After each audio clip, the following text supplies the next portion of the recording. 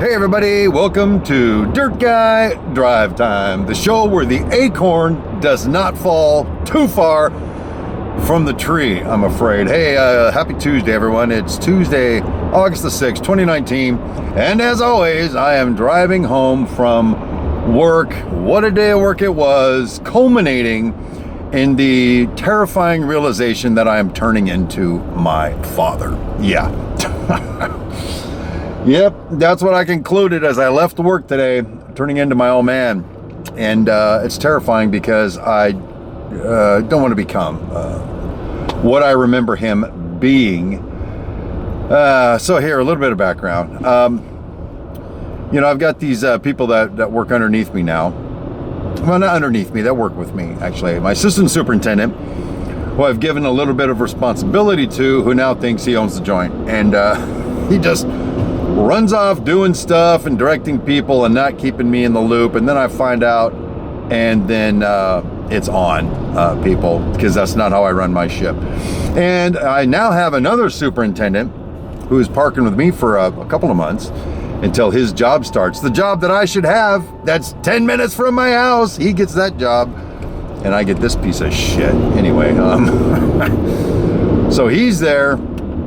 And there's a deal where, he knows all the concrete guys are out there, both concrete subs. He knows them. He's worked for both of them. So he's out there just lollygagging with them and having a good time. And that doesn't work for me either. And then I've got my project engineer who, and I'm not being racist, he's from India. That's culturally where he's from, adopting American customs, and sometimes struggles with some American ideology and some correspondence he sends out. It's like he doesn't look at the backup first. He just sends out something. And I saw today, I'm like, you're telling the subcontractor you're back charging him for repairing our forklift. He goes, yeah.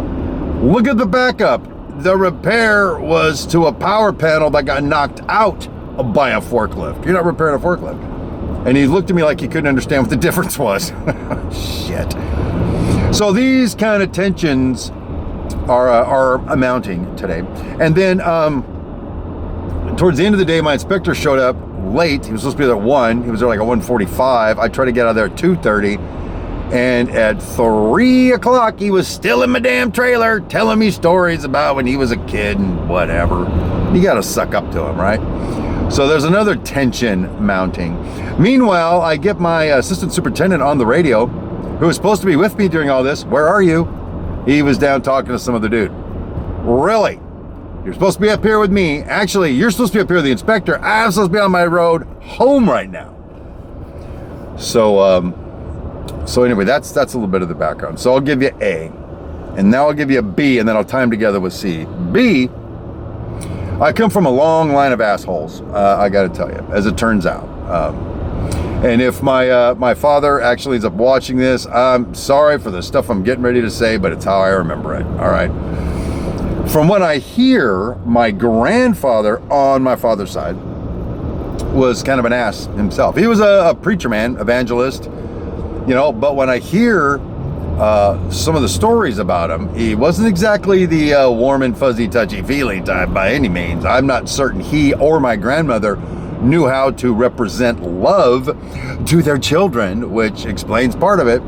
Plus, I'll give you an example. My grandmother and grandfather were at like a summer camp for the church camp, and grandma comes walking out in shorts and tennis shoes, and grandpa was like, "What are you doing?" They're gonna go hiking. He made her go put on a dress and pumps, because that's how a pastor's wife dresses. Okay, so that's that, right? They couldn't go to movies and stuff, and it wasn't until my grandfather had been dead for many years before my father and mother snuck off to a movie theater to see a movie, and actually fell in love with it and used to go to movies all the time after that. So he wasn't the greatest example for my father, so there you go. But I had journey of living with that man into my 20s a little bit until they kicked me out. Rightfully so. They should have kicked me out, so I'll give him points for that. But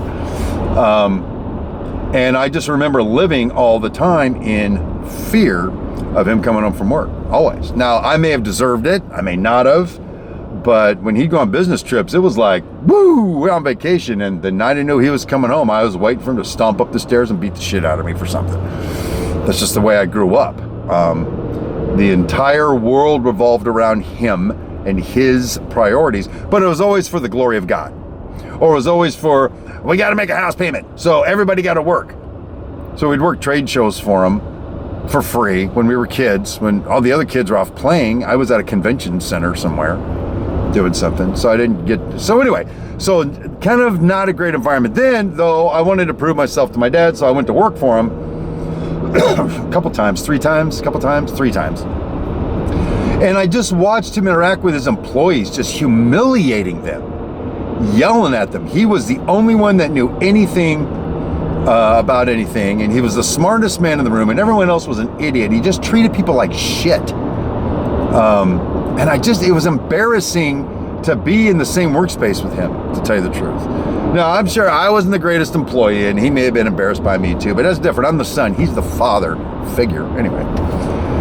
So, here's why I'm telling you all that story. Today, that's A and B, now here's C. Today, through the course of my day, I found myself interacting with my fellow employees, which are actually my charges, right? I'm supposed to be training them and teaching them and leading them. I find myself barking at them as if they're dumb shits and I'm not. Now, I know I'm under a great deal of stress and there's some newness and all that, but as I drove away from the job with the realization that I am behaving the way I remember him behaving, it really just sucked the steam out of me. It got me thinking about it, because now I'm thinking about like my home life with my wife. Now, I never hit my wife, the one I have now. Just kidding. I hang out with her. I give her attention. I don't think I've ever given her cause to say I was never happy, like my mother said about my father when she left him. Took all of his money though. Well, he didn't have any money, so that was easy. I'm not certain, but I don't think that I am at home even keeping my priorities straight. Because sometimes it'll be like, I am doing this so we can have a future. I'm doing this so we can have money. So I'm depriving myself of her time, obsessing with what I'm working on, and justifying it like I'm some kind of a fucking hero. And that's the way he was. Everybody had to lockstep with him, when in reality it was just his own stuff. I mean, he had a big thing for being a choir director. That was his thing. He was just always wanted to be a choir director. So he dragged our shit all over the place. I was at church Wednesday night, Friday night, Saturday night, Sunday morning, Sunday night at church. And church was 32 minutes from our house. Yep. And it was late sometimes, 11 o'clock at night, and then we'd drive home.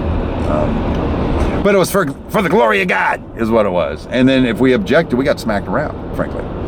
And so we had to follow, we had to do this, dragging us through on his glory of God mission, which was just his mission to serve his own ends. He just wanted to be a choir director, and he wanted everyone going, oh, look at you and your great choir with your 200 voice choir he always wanted. I resent that greatly, by the way. But the reason I bring that part of it up is because I think sometimes I do that, and I don't want to be that guy. I know how I feel about being treated that way. And so if I'm going to treat my wife that way, I need to roll back, son. I need to fix that. And then at work, if I'm going to be the smartest man in the room, if I don't tolerate mistakes, and if I'm barking at people, and actually talking in a way that's just like, what are you, fucking stupid? You know, then I'm becoming Darth Vader, I guess. I'm becoming Darth Vader. I don't want to be Darth Vader. So I'm just processing that. I don't really know what I'm going to do about it.